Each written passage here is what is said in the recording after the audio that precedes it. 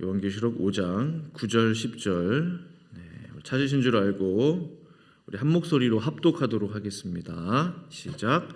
그들이 새 노래를 불러 이르되 두루마리를 가지시고 그 인봉을 떼기에 합당하시도다.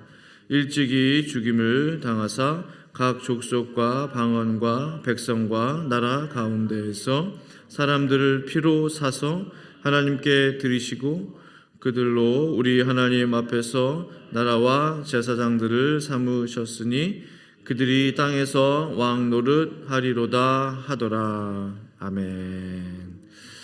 네, 이제 우리 이상국 목사님 나오셔서 십자가와 어린 양이란 제목으로 하나님 말씀 증거해 주시겠습니다.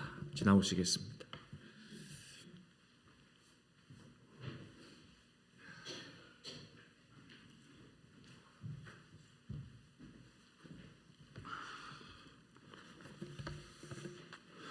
사랑의 하나님, 귀한 말씀 전하려고 합니다. 고난 중간 마지막 날인데 저희들의 심령을 붙들어 주시고 우리 주님 그 어둠 속에서 우리를 위해서 돌아가셨는데 우리가 용기를 갖고 주님을 따라가는 저희들 될 수 있도록 도와주옵소서. 예수님 이름으로 기도하옵나이다. 아멘. 오늘 아침에 여기를 아스팔트 길을 오면서 근데 후웨이는 좀 이런 로컬보다 좀 어둡더라고요. 어두워. 그래서 나이도 들고 그러니까 좀 바깥의 시야가 젊었을 때보다는 좀 저기한데 운전을 하며 오면서 좀 밝게 좀 가로등 좀 세웠으면 좋겠다 그런 생각을 하며 얼뜻 들은 생각이 그래도 라이트라도 켜고 오는데 이렇게 어두운 걸 느끼는데 막달라 마리아는 예수님 무덤에 올 때 어두워서 어떻게 왔을까 그런 생각을 했어요. 그때는 전지도 없었을 테고 아마 모르면 모르지만 그냥 더듬어서 왔을 거예요. 꼼꼼한 그렇게 제일 먼저 열심을 내고 온 막달라 마리아를 그 많은 사람 중에 예수님을 먼저 만나 주셨다는 거예요. 그래서 열심을 갖자. 열심을 갖는 자를 주님은 찾으신다. 그런 생각을 해봤습니다. 오늘 이 본문 말씀은 사복음서에 나오는 게 아니라 계시록입니다. 마지막 계시록에 있는 말씀입니다. 신약 마지막 부분에 나오는 말씀. 요한계시록 5장에 오늘 읽은 봉독한 것을 보니까 요한이 눈을 들어서 보좌의 네 생명과 장로들 사이에 서 있는 어린 양을 보았다고 그랬습니다. 왜 요한은 예수님이란 말을 않고 어린 양이라고 했을까? 아마 요한은 십자가에 달려 돌아가시는 예수님의 모습을 어린 양으로 보았던 것 같습니다. 저렇게 제사 지낼 때마다 죽어가는 어린 양으로 죽고 계시는구나. 다 도망가는데 요한은 막달라 마리아와 그 다른 마리아 예수님의 모친 모든 사람과 직후 십자가 현장에서 보고 있었습니다. 그 어린 양이 보좌에 네 생물들과 함께 딱 서 있습니다. 그런데 예수님이 그때는 왕의 모습으로 오는 게 아니라 십자가에 못 박혔던 그때의 그 모습과 같이 상처가 다 나 있는 거예요. 예? 양손의 상처, 이마에 가시관, 예? 팔에 못 자국 그 모습으로 나오시는 거예요. 요한이 그 모습을 보았습니다. 요한이 모르겠어요? 그걸 다 보고 본 사람인데. 이 어린 양은 요한은 그렇게 표현했어. 일찍이 죽임을 당한 것 같더라 그랬습니다. 아마 그 예수님의 옷 복장이나 이런 게 아마 거의 옷을 많이 입은 게 아니라 다 상처가 보이게 했던 것 같아요. 우리는 예수님의 그 상처를 볼 때마다 우리는 그 발에 입을 맞추고 그에게 경배하고 그 크신 사랑을 찬송해야 될 줄로 압니다. 그래서 오늘로 이 말씀은 십자가 어린 양에 대해서 간단하게 말씀을 드리고자 합니다. 어린 양은 유대 백성들은 아주 귀한 겁니다. 그리고 제사에 꼭 필요한 거예요. 왜 근데 어린 양을 많이 썼을까 그러고 생각을 해봤더니 그 이스라엘 백성은 목축업이 아마 주업이었던 것 같아요. 양이 나오고 뭐 염소도 나오고 막 이러는 거 보니까 여기 오늘 보니까 본문의 내용에 새 노래가 나오는데 이게 누구한테 바쳐진 것인가라고 명확히 이름을 써놓지는 않았어요. 근데 앞뒤 구절 오늘 본문 읽은 거 보니까 5장에는 어린 양이 5번이나 나옵니다. 읽어보시죠, 좀 전에. 그리고 12절, 오늘 본문에서는 좀 벗어납니다만 12절에는 어린 양의 찬송을 받으시기에 합당하도다 그래. 근데 요한의 모습은 어린 양이 다른 사람도 아니야. 그 많은 보좌 앞에 있는 사람들 중에 예수님으로 보였다는 거예요. 여러분, 예수님이 어린 양으로 보이십니까? 우리를 위해 피 흘려 우리를 구원하고 요거 돌아가신 예수님이 여러분 어린 양으로 보이십니까? 나를 위해 희생당한 어린 양으로 보이느냐 이 말입니다.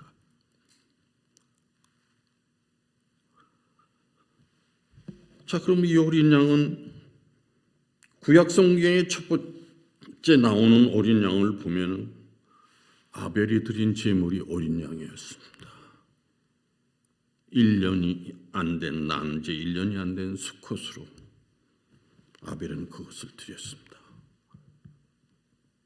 카인은 자기가 지은 농작물로 드렸겠죠.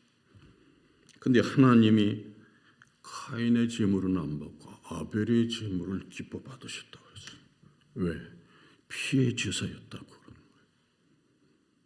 그리고 드리는 아벨의 마음이 하나님 보시기에 순전했던 거예요. 예? 받으셨어요. 둘째로 이스라엘 백성이 출애굽할 때도 어린 양이 나옵니다. 바로가 모세가 출애굽시켜달라고 여러 번 얘기했는데 9번이나 했는데 말을 안 들어요. 그러니까 하나님의 마지막 재앙으로 장자를 죽이는 재앙을 내렸어요.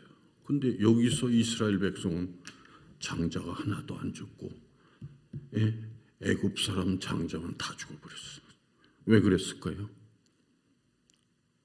어린 양 때문에 살은 거예요. 어린 양이 죽었어요. 어린 양을 죽여서 문설주와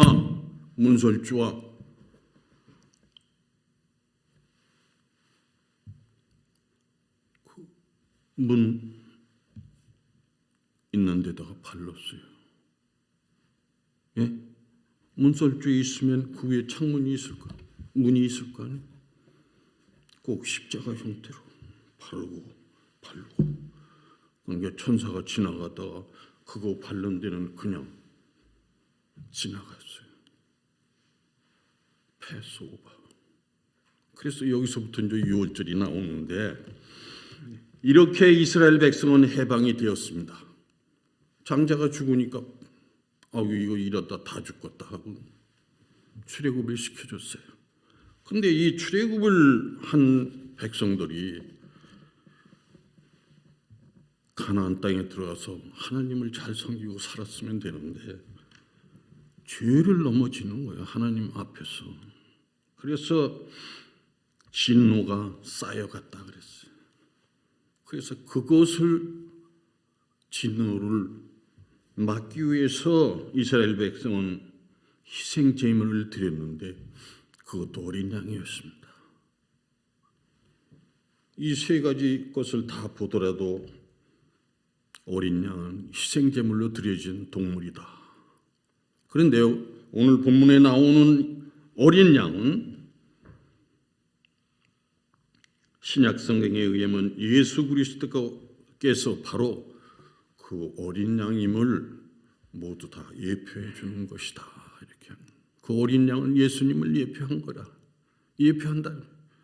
어린 양의 죽음은 예수님의 죽음을 예표했는데 신약에 들어오면서 마지막 구약의 선지자 세례 요한은 예수님을 향해서 뭐라고 그랬어? 자기한테 세례를 받으러 나오는 세례 요한에게 보라, 세상 죄를 지고 가는 하나님의 어린 양이구나 소리를 쳤어요. 사람들이 다 들었겠죠. 어린 양이라는 게 저 사람이. 그렇습니다. 예수님은 어린 양이면서 어린 양의 죽음을 당했습니다. 그분이 바로 요한이 본 그 계시록 그곳에서 서 있는 모습을 요한이 본 겁니다. 자, 그럼 어린 양의 죽음에 대해서 한번 생각해 봐야 되겠습니다. 위에서 열간 세 종류의 어린 양을 비교해 보면 모두 공통점이 있습니다. 첫 번째 공통점은 아벨의 경우이든 출애굽의 경우이든 이스라엘 가나안 땅의 이스라엘 백성이든 그들에게는 어린 양이 꼭 필요했다. 만약 그것이 없었으면 이스라엘 전속할 수가 없었습니다. 네? 어린 양이 필요했어요. 두 번째 공통점은 어린 양이 죽었다는 겁니다. 어린 양이 잘못해서가 아니라 이스라엘 백성들 때문에 죽었다는 거예요. 잘못도 없는데 죽었어. 수없이 많은 죄를 범하는 백성들을 위해서 계속해서 죽어갔습니다. 세 번째 공통점은 어린 양의 죽음이 결코 헛되지 않았다는 겁니다. 아벨은 어린 양의 죽음으로 그 제사가 하나님께 받아졌습니다. 출애굽의 은혜를 받은 그 이스라엘 백성들도 어린 양이 죽는 바람에 장자도 죽지 않고 출애굽을 할 수가 있었습니다. 어린 양의 죽음입니다. 셋째로 출애굽해서 가나안 복지에 들어가서 이스라엘 백성들이 살 때 어마어마한 많은 죄를 지었을 때 하나님이 진노하시고 그것을 피할 길이 없을 때 어린 양은 그들을 위해서 또 죽었습니다. 위에서 본 세 가지 모든 것을 볼 때 이 공통점은 모두 충족시킨 진정한 어린 양의 모습을 한 사람은 예수님이라는 거죠. 그래서 예수님은 우리 모든 인류를 위해서 십자가에서 돌아가시게 됐다는 얘기입니다.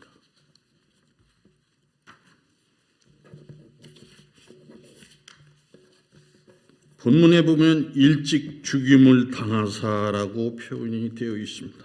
그렇습니다. 죽음은 어린 양이신 예수 그리스도를 잘 표현합니다. 예수님은 분명히 죽었습니다. 많은 사람들을 보는 앞에서 죄가 없으신 분이 우리의 죄를 다 짊어지시고 그분은 죄인의 신분으로 오죽했으면 주님이 기도할 때 엘리 엘리 라마 사박다니 나의 하나님 왜 나를 버리십니까? 어떤 성경 해석자들은 그렇게 얘기합니다. 예수님이 지옥으로 떨어졌었다. 저는 그걸 잘 믿지는 않습니다만. 왜? 여기 보라 이게. 하나님이 버린 자는 지옥으로 갈 수밖에 없어요. 근데 버림받은 걸 예수님이 시인하잖아요.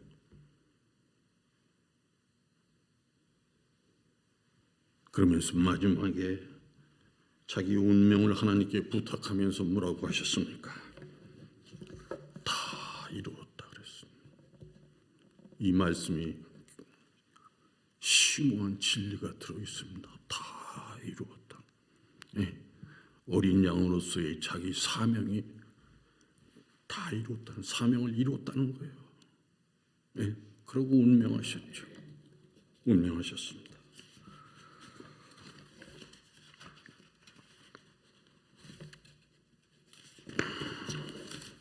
그러면 그 흘리신 십자가에서 어린 양으로 흘리신 보혈에 대해서, 어린 양의 피에 대해서 한번 생각을 해봐야 되겠습니다.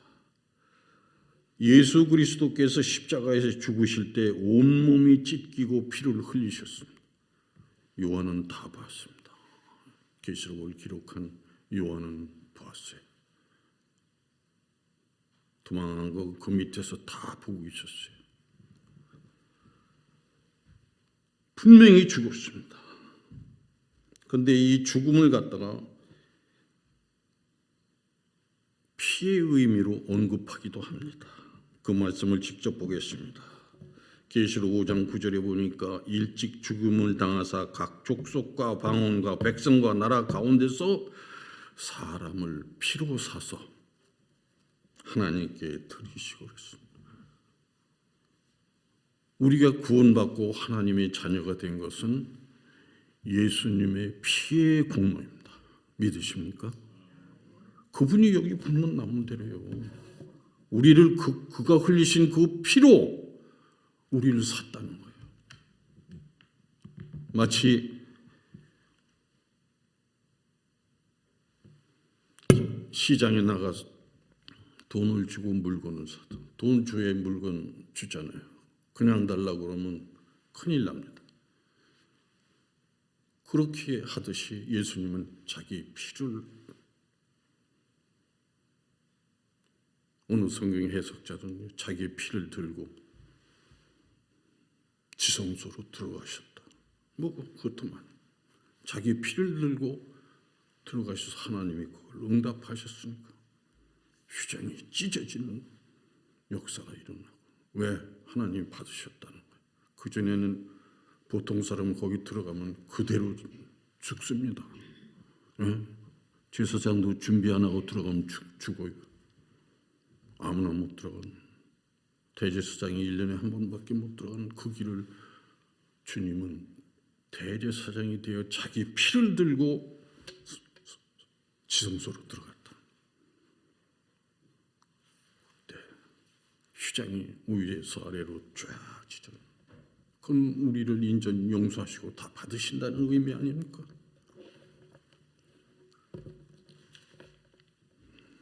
자, 그러면 이렇게 샀는데, 주님의 피로 사서 하나님께 드리는데,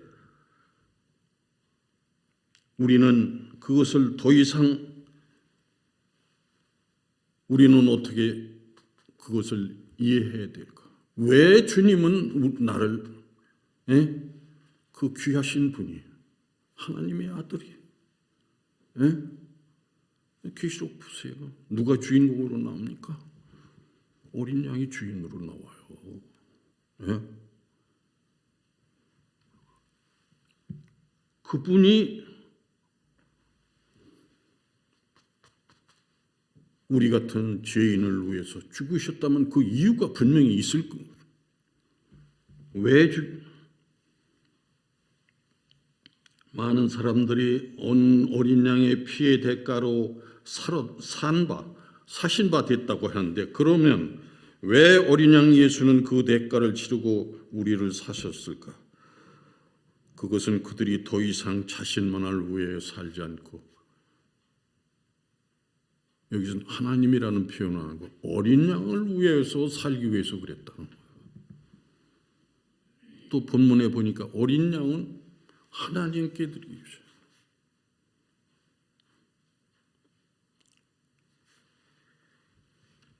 그래서 우리는 이제 하나님의 종이 되어 하나님의 뜻을 행하는 사람이 되어야 한다는 거예요. 여지까지는 어떻게 살았습니까? 세상에서 마귀의 종이 되어 살았다고 성경은 이야기하고 있습니다. 뭐 어느 분들은 나는 날 때부터 난 마귀를 안 살았어. 왜? 이 땅은 사단이 다 지배하고 있었어요. 그것을 판 것이 예수 그리스도의 십자가 사건입니다. 예? 예수님이 십자가에 앉았다면 지금도 마귀가 온 세상을 점령하고 있습니다. 예? 크리스찬이 된 하나님의 자손이 된 하나님의 자녀가 된 사람도 마귀가 와서 시험할 때 하는 정도라면 옛날에는 어떻게 했느냐 이게. 완전히 마귀의 천국이었어요. 이 마귀의 세상이었습니다. 그런데 그것을 그리스도께서 어린 양께서 자기의 몸으로 파해버렸어. 그래서 예수님이 하나님은 어떻게 했습니까? 그를 높여 어린 양을 높인다는 거예요. 높여서 하늘과 땅의 모든 정사와 권세가 그 발 앞에 무릎을 꿇게 하셨다는 거예요. 그가 이겼다는 거예요. 예수님이 승리하셨다는 거예요.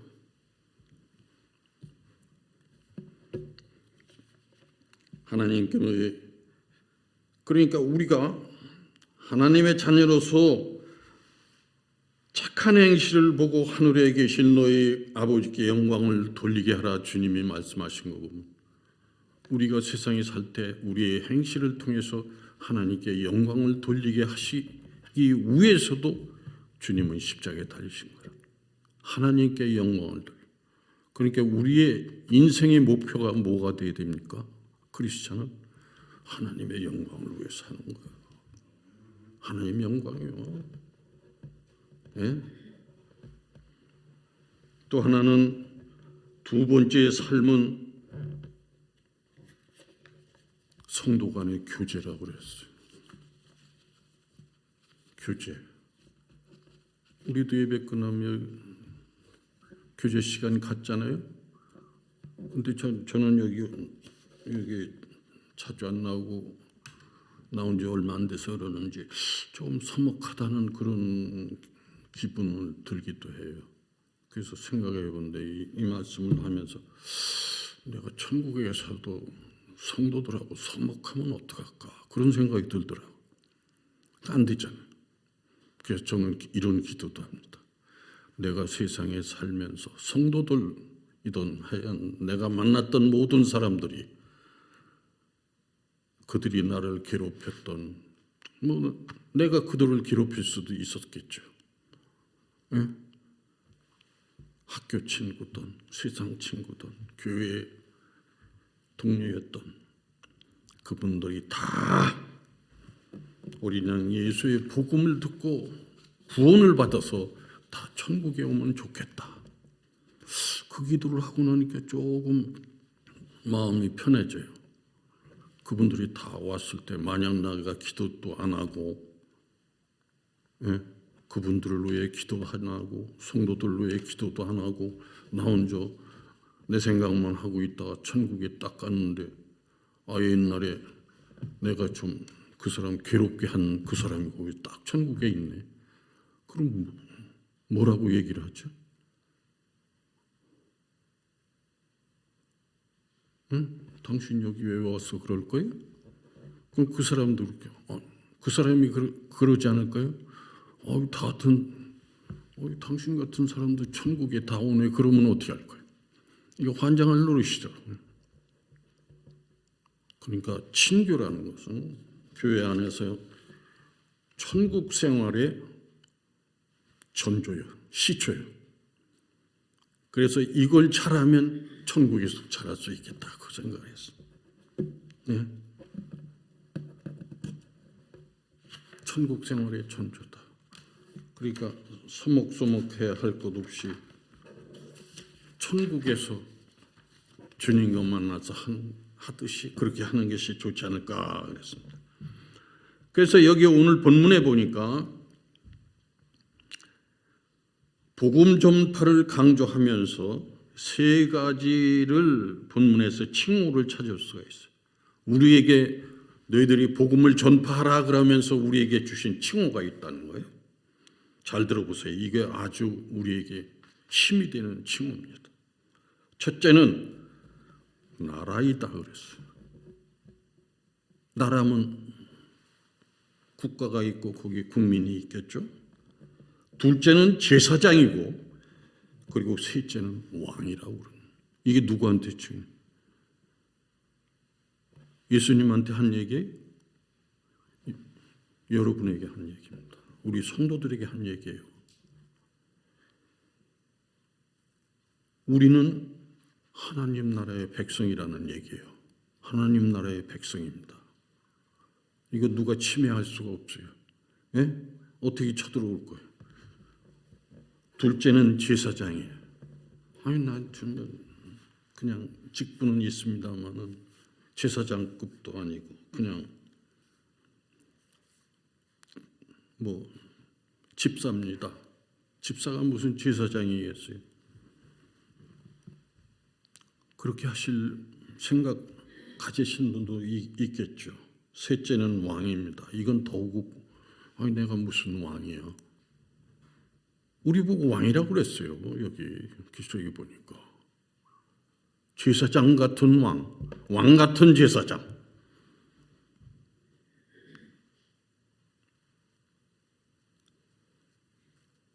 하나님 나라는 하나님의 통치를 뜻하고 어린 양으로 피로 사신 바 된 사람들은 하나님의 통치 아래에 있습니다. 하나님의 뜻에 절대로 반대하지 않습니다. 그런데 어린 양 예수님은 하나님의 뜻을 이렇게 분명히 말씀하셨습니다. 너희는 천하에 다니며 만민에게 복음을 전파하라. 주님이 마지막 승천하시면서 제자들에게 부탁하신 것이 뭡니까? 모든 나라 가서 너희들 왕돼 갖고 살아라 그 말씀 하셨나요? 왕이라는 얘기는 하셨습니다만 그게 아니죠. 복음 전파라는 거예요. 그렇다면 이 나라라는 것은 복음을 전파해서 그 복음을 들은 사람들이 구원받아서 생기는 하나님의 나라를 의미하고 있습니다. 제사장도 마찬가지예요. 제사장? 내가 제사장은 아니고 좀 목사님이 하는 거 그런 거 아닌가 그렇게 생각해요. 여러분이 제사장이 아니면 하나님께 기도 드릴 수가 없어요. 구약에 보세요. 제사장밖에 성소에 못 들어가요. 지성소는 더군다나. 근데 여러분 마음 놓고 하나님하고 들어가잖아. 제사장이요 여러분이. 우리 모두 제사장입니다. 왕 같은 제사장이라고 했어요. 무슨 왕이요? 베드로는 맨날 복음 전하다 쫓겨다니고 감옥에 가고 나중에 사형 지판까지 당한 십자가에서 꼭 무슨 왕같이 살아? 그런데 복음을 전하면서 생긴 그 나라가 점점 지금 세계 인구의 몇 분의 1을 차지합니까? 예? 한국도 1000만이래요. 기독교가. 뭐 세계적으로 다 얼마나 많겠어요. 그 큰 왕국에 여러분은 제사장과 그리고 이 제사장이라는 의미를 준 이유는 제사장의 임무 중에 하나가 뭐예요? 제사장은 자기 죄를 위해서 하나님께도 예배를 드리지만 죄진 사람들이 성전으로 와서 짐승을 가져와서 제사를 지낼 때 그 가지고 온 사람을 위해서 기도합니다. 그건 무슨 기도예요? 중보기도예요. 자기보다도 그 사람을 위해서 하는 중보기도. 그럼 우리 중보기도 많이 합니까? 주보에도 많이 나오죠. 어려운 성도들, 몸이 아픈 분들, 우리 기도해야 됩니다. 그게 중보기도예요. 남을 위한 중보기도. 그건 역사하는 힘이 크다는 거예요. 제사장으로 할 수 있는 것을 우리에게 맡기신 거예요. 중보기도를 많이 해야 됩니다. 나라와 민족을 위해서. 저 북한 동포들 얼마나 불쌍합니까? 복음 전하는 사람도 없어요. 들을 수도 있어요. 전해야 듣지 못 들어. 그러니까 그렇게 하다가 나이 들어서 죽으면 어디로 가요? 예수님 안 믿은 사람은 지옥으로밖에 떨어질 수밖에 없잖아요. 그거 생각하면 잠이 안 오잖아요. 그게 눈물을 흘려 기도합니다. 교회를 위해서도, 성도들을 위해서도, 나라와 민족을 위해서도. 예? 중보 기도해. 이것은 주님이 우리에게 맡긴 사명입니다. 마지막으로 왕이라는 칭호도 복음 전파에 관계됩니다. 좀 전에 얘기했지만 베드로는 복음만 전하다 그게 왜 감옥에 갔다가 매를 맞고 그 나중에 십자가에 거꾸로 달려서 비참하게 죽었죠. 근데 무슨 왕같이 살아? 근데 여기 보시면 캐톨릭에서는 베드로를 일대 교황으로 보고 있습니다. 예수 그리스도가 십자가에 달리고 그 나라가 확장되기 시작하면서 하나님의 나라는 확장되기 시작했는데 그때 복음 전파자들이 왕 같은 제사장, 복음 전파자라고 어린 양은 생각하신 겁니다. 그래서 마지막 유언같이 하는 그 말씀도 성령이 너희에게 임하시면 너희들이 능력을 받고 유대와 이스라엘과 유다와 온 세상이다. 유대와 사마리아와 땅끝까지 복음 전파를 마지막 유언으로 하신 거예요. 왜? 그 왕국이 앞으로 하나님을 나라를 이루는 백성들이 되기 때문입니다. 구원받은 자가 들어가는 나라가 하나님 왕국 아니에요? 우리는 열심히 복음을 전파해야 됩니다. 물론 교회 부흥을 위해서도 그렇지만 그것은 더 나아가서는 하나님 나라 왕국의 확장입니다.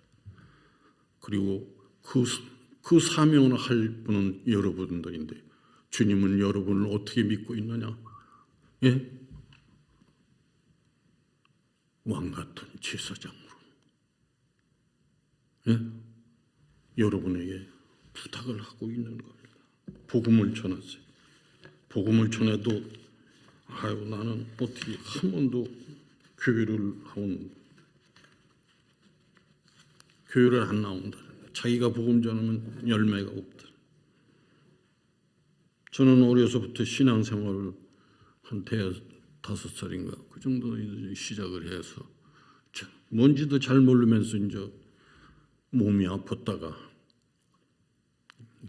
산기도 감리교회 박재봉 목사님이라고 얼마 전에 돌아가셨는데 그분 부흥회에 가서 그냥 5살 된 나이에 그냥 은혜를 확 받아버렸어요. 그게 뭔지도 몰라요. 기도를 어떻게 하는지도 모르고 사람들이 막 하니까 따라서 이제 하는데 은혜를 받아서 아팠던 몸도 나았고 5살까지 저는 몸이 아파갖고 고개를 여기다 이라고 돌아다녔어요. 머리 받치기가 힘이 들으니까 얼마나 아팠어요. 그게 가끔가다 이 협심증 같은 게 와서 쓰러지기도 하고. 근데 그때 가서 은혜를 받아서 그 그 6.25 피난길에 서울서 여기 할머니 집인 천안까지 제가 걸어서 왔어요. 5살짜리가. 예? 이렇게 되면 만약 그 은혜 거기서 못 받았으면 죽었을 거예요. 멀쩡하던 사람이 6.25 때는 병나서 죽는 게 보통이잖아요.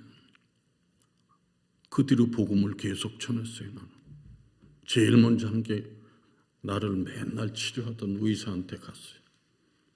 어머니가 이상한가 봐. 내가 나았고 막 돌아다니니까.